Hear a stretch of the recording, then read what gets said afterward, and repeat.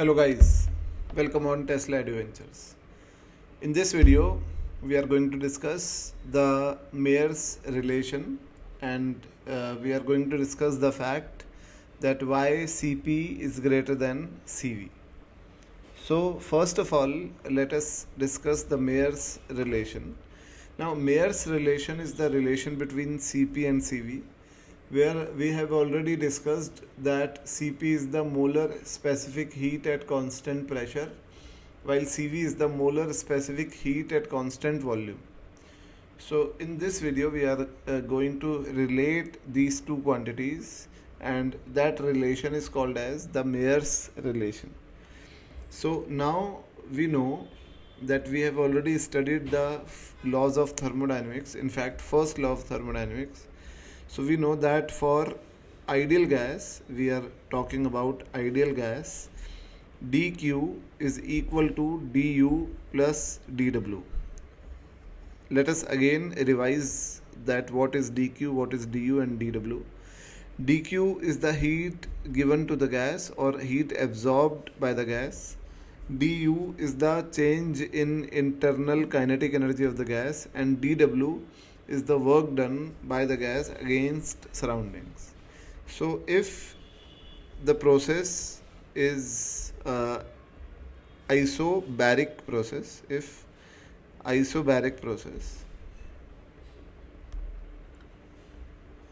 then we know that in isobaric process work done dw will be pdv, and pv is equal to nRT. So pdv will be equal to nRdt. So dq will be equal to du plus dw, which is nRdt. Now for isochoric process, volume is constant. You all know that V is constant. So if volume is constant, then work done in isochoric process is 0. And any heat given to the gas in isochoric process is only utilized in increasing the internal energy of the gas, which is du. So we can say that dq is nCv dt, which is the heat given to the gas in isochoric process, and that is equal to du, which is the internal energy change of the gas. And we have already discussed this fact previously in the law of equipartition of energy. And this is again du is nCv dt. And in any process, du is same, which is nCv dt. So dq in isobaric process, dq will be nCp dt, du will be nCv dt, and work done will be nRdt. So Cp minus Cv will be equal to R. This is called as the Mayer's relation.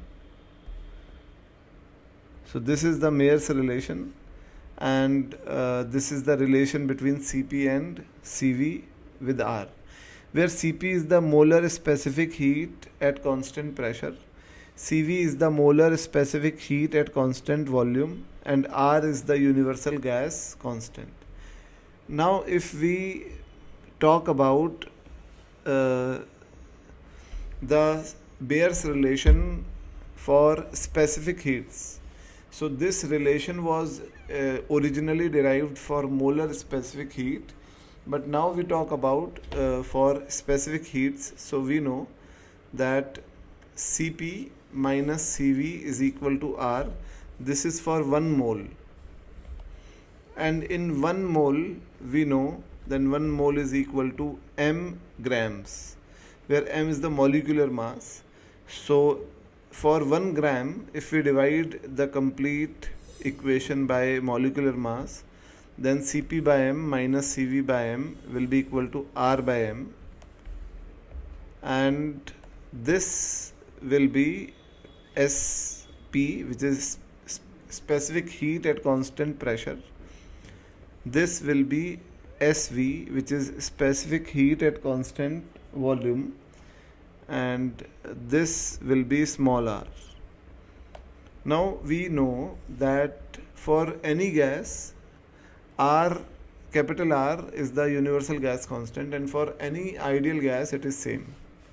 But this R is actually R by M, and for different gases M is different, hence R will be different.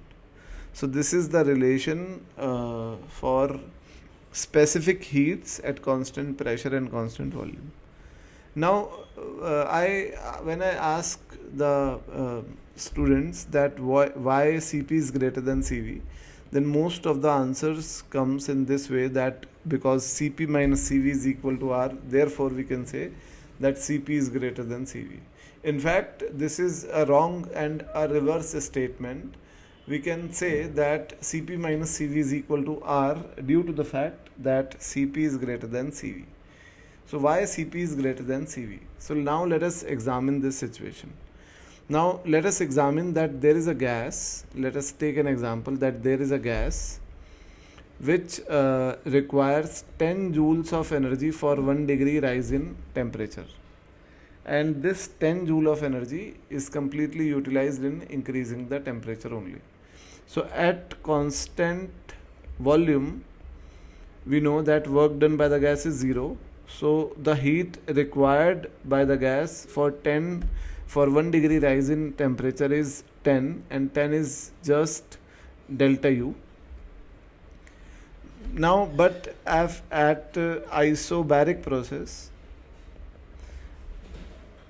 in isobaric process, the work done is not 0, and any heat given to the gas is partially utilized in the increasing the internal kinetic energy of the gas plus work done against the surroundings.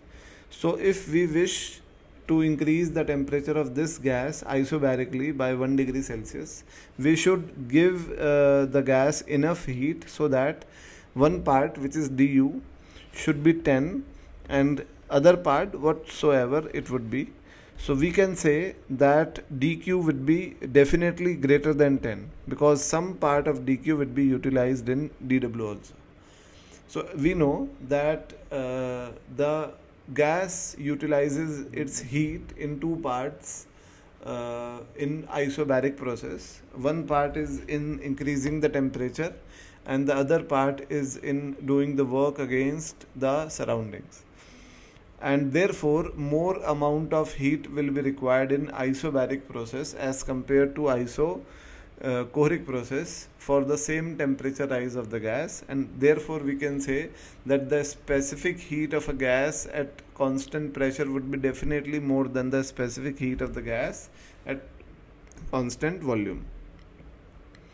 Now we have also established a relation previously in law of equipartition of energy, that the internal kinetic energy of the gas is NFRT by 2, where N is the number of moles, F is the degrees of freedom, and U is the internal kinetic energy, and du will be NFR dt by 2.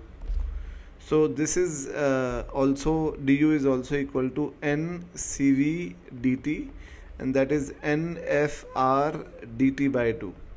So CV will be equal to FR by 2. Okay, and CP minus CV is R. So we can say that CP will be equal to R plus CV, and therefore CP will be equal to F by 2 plus 1 into R. And gamma, which we call as adiabatic constant,